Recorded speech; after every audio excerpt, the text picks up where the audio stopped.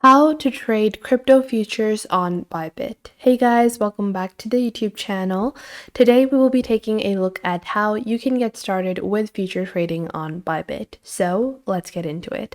Now to get started with futures trading on Bybit, you simply have to log on to your Bybit account. If you do not have an account already, you can simply create an account with your email address, and once you have created your account, the first thing you want to do is deposit crypto or buy crypto. So you can go into fiat deposit and deposit some fiat via your bank card or a bank transfer. And once you have done that, you can simply go into your wallet. So once you've deposited some money into your Bybit account or wallet, you're going to go into your assets. Now, after you go into assets, this is very essential. You actually have to put some money into your futures trading wallet. So because your spot wallet is your regular wallet, and then you have your futures wallet, because futures markets do have quite a lot of risk. So that is why it is very essential that you actually put in money in your futures wallet, the money that you are not afraid to start spending on the futures market. So simply just go into your USDC derivative section. And once you go into that section, you're just going to put in or transfer some money from your spot wallet into this specific section of your wallet. So you can see I have my USDC derivatives wallet, which is your futures wallet, and you're going to click on transfer in. And then you can go on ahead and choose your assets and how you want to transfer them into your account. So just select your spot wallet and then transfer those to your USDC derivatives account. So it will show you your spot account. You're just going to do that. And then you can add any kind of coin or token, and you will get a simple exchange rate as well.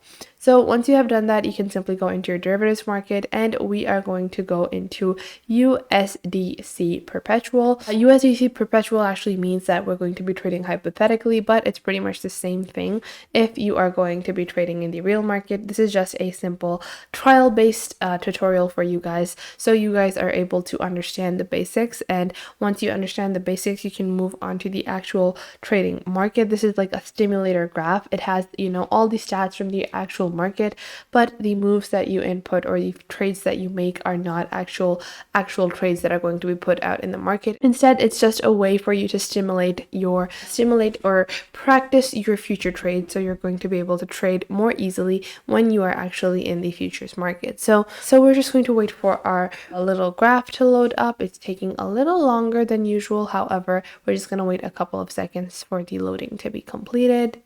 So now you can see that our chart has been opened over here, and on the left side of your screen you have the price of your tokens. You can choose any kind of token pairs that you want. You can choose a basic stable coin such as USDT or USDC, and you can use a coin pair of two different coins as well.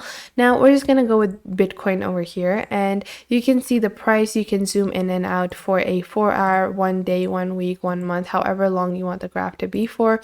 So we're just going to go into our 1 day graph over here, and you'll be able to see the prices. Now the red line indicates the current market price at what it's going at. So this is going to be indicative of the current market price.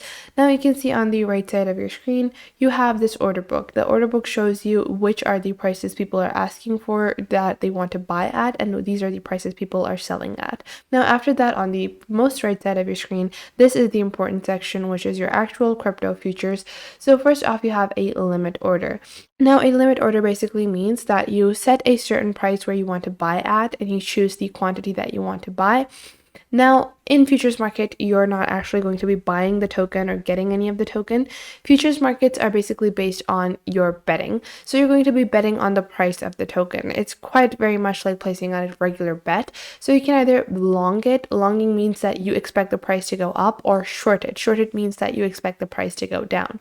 So you simply put the order price. If I say that the price is going to go down, so I want to sell short with this, and I will simply input the price currently.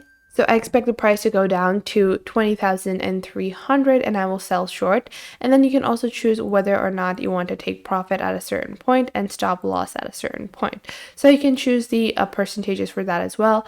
And after that, you can simply go on ahead and put in your order. Now within your order you have some other options as well, such as post only. So this will only be executed as a marker order, and if it will be executed immediately if the trader position is available. If it's not, then it will automatically be canceled. Now after that, you also have good till canceled orders, so you can go on ahead and enter those as well.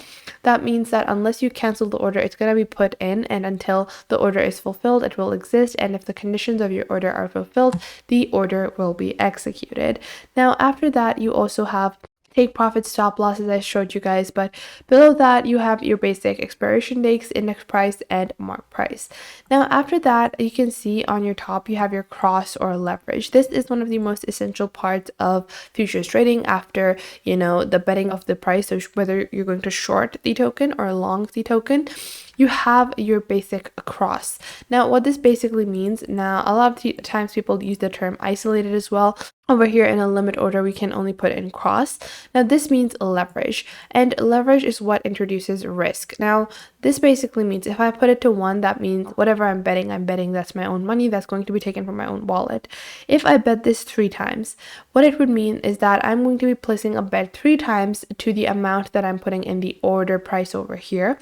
And if I'm putting in that 3 times and the order or I incur a loss, so the trade does not, the market value or price does not go how I predicted it, and I'm getting a loss, then not only am I going to lose my money, the quantity, however much money it might be, and not only am I going to lose that, but I would also be losing 3 times the amount. So if you don't have 3 times the amount, that means that whatever you have in your futures wallet, your perpetual wallet, all of that is going to be lost. So that is something to keep in mind whenever you are doing futures trading. It is very high risk, and the higher the leverage you put in, the more risk you are introducing. So obviously if I'm betting on 1 times, that means that's just my own money. If I'm betting on 2 times, that means it's twice the amount of money that I'm betting.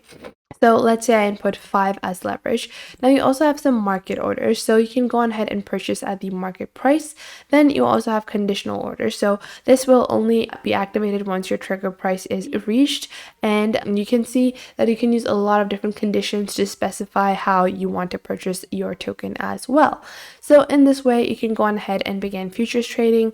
Now I would recommend to always make sure that you have some practice, go into the perpetual market and view these charts. Make sure you have a good understanding of how you're going to place your bets and whether or not you're reading the charts right, because you can see sometimes if you're putting a bet with a large leverage, make sure you have adequate funds, and make sure you do understand that you have a risk of entire liquidation. Your entire wallet could be liquidated if a singular trade goes wrong. So that was it for today. I hope you guys found this video helpful. Make sure to like this video and subscribe to the YouTube channel, and comment down below the best tips and tricks that I have taught you within this video, and make sure to also share this video with your friends and family and to other creators as well, so you can help them out as well, and to anyone that might need to know this basic detailed platform and how you navigate through these different social websites.